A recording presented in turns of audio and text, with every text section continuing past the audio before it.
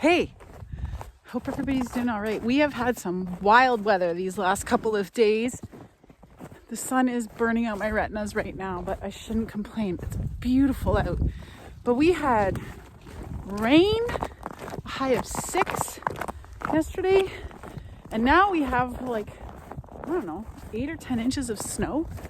But we also have another broody babe.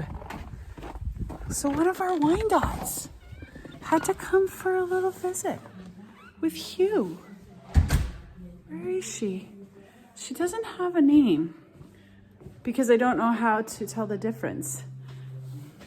But let me show you. Here she is. She's gonna be, who's this handsome devil? Do you have a girlfriend? Another one. Oh, lucky guy. So I'm gonna try and catch her to put her back because she's been in here for 3 days now.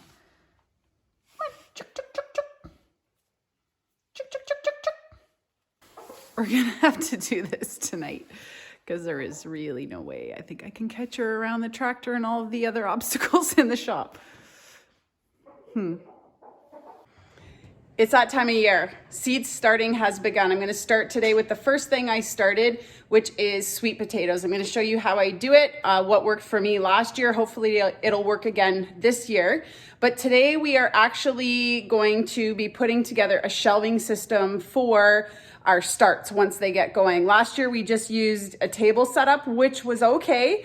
But this year, just for space and ease of growing, we're moving to a shelving system. So we're going to set that up now so that we can figure out what we need for lights. We bought this shelving system at Costco a couple of weeks ago. I think it was under $200, so it was pretty reasonable, but it does have a pretty good capacity. So it holds 362 kilograms per shelf, so plenty strong enough. But the cool thing is it's on wheels, not like we're gonna be rolling it around in here, but it does make for, if you have to move it around for any reason, handy. It's a steel shelving or steel racking system. So we're gonna set it up and kind of show you what's shaking.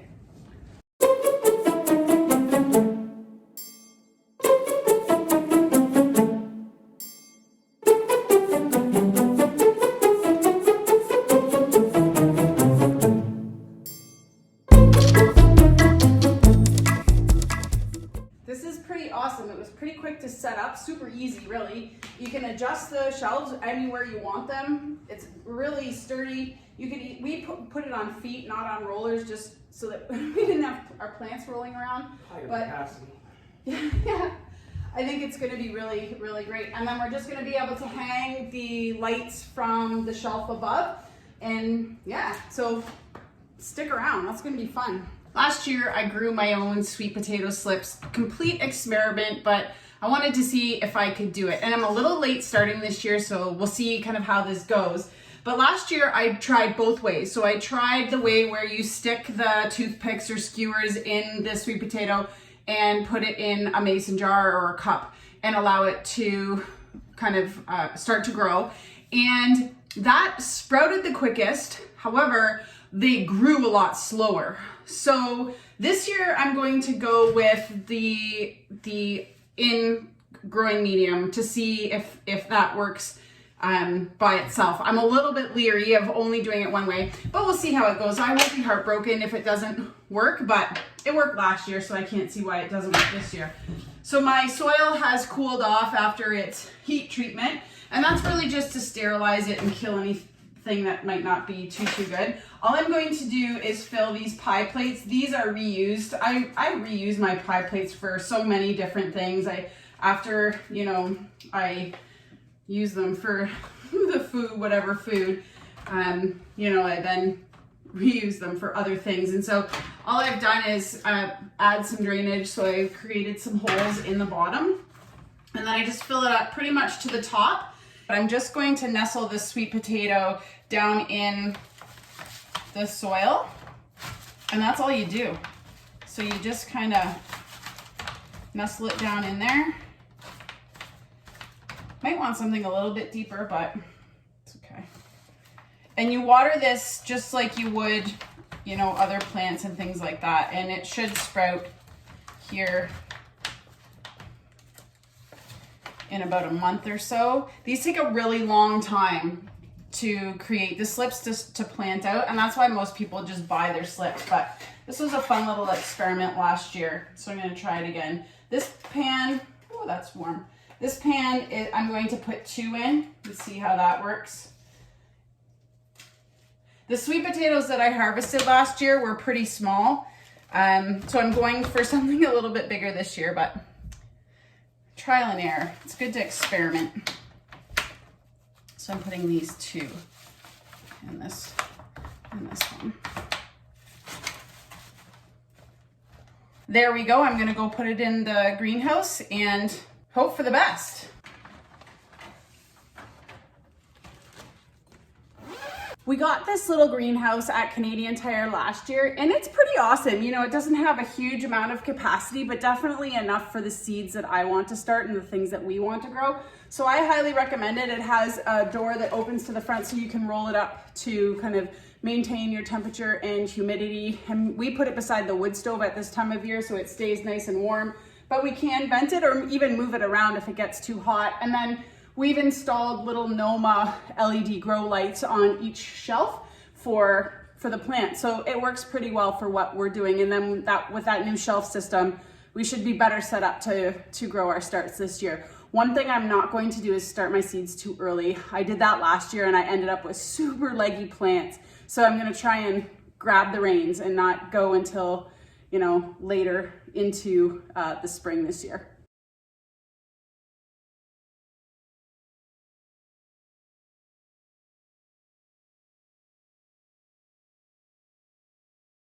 Here is the tiny little sweet potato patch that I grew from those sweet potato slips.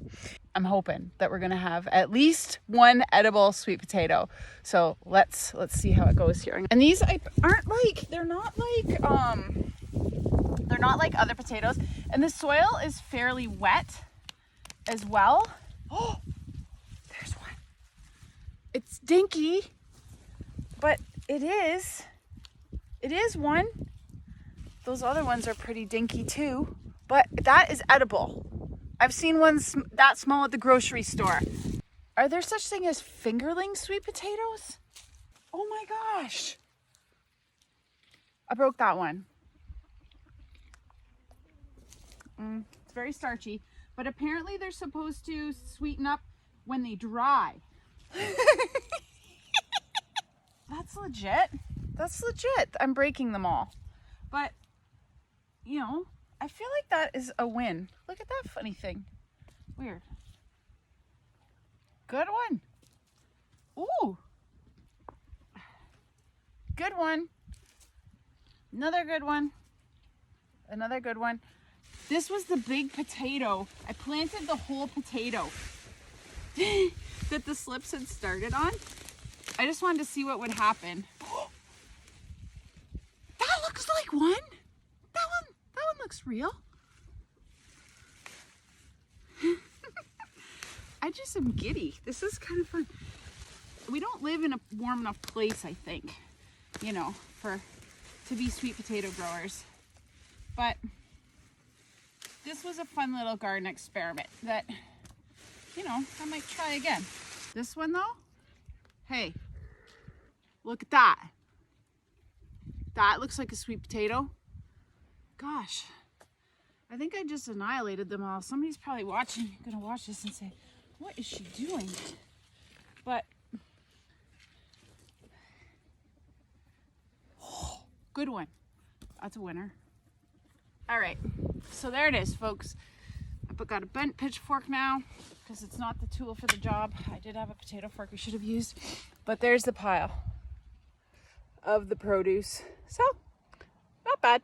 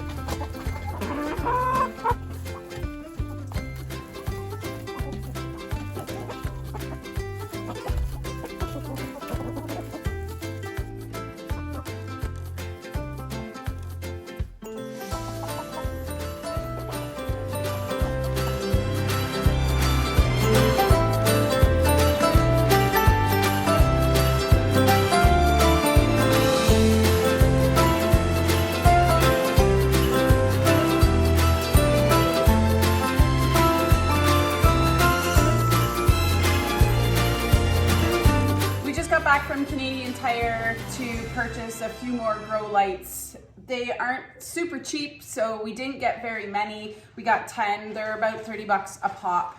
They probably go on sale at the end of the growing season, so if you think you might upgrade to this system next year, wait to see if they go on sale. But we got these Noma T5 full spectrum grow lights, and they are 75 watts. And this is what we used last year. We just got a couple of more to use this year. And I just want to show you how I'm installing them. It's a pretty simple setup, but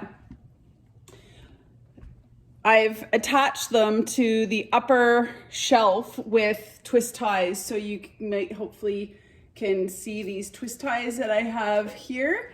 And the cool thing about these lights is that they come in singles like this that have a little switch to turn on, and then one end is the receiver for the cord or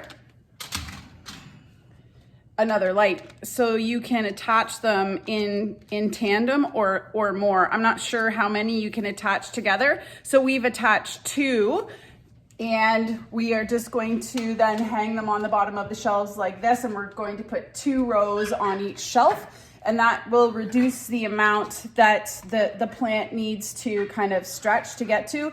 Last year, our plants were really stretched. This year, we're going to try to increase the amount of light so the plants don't get too leggy.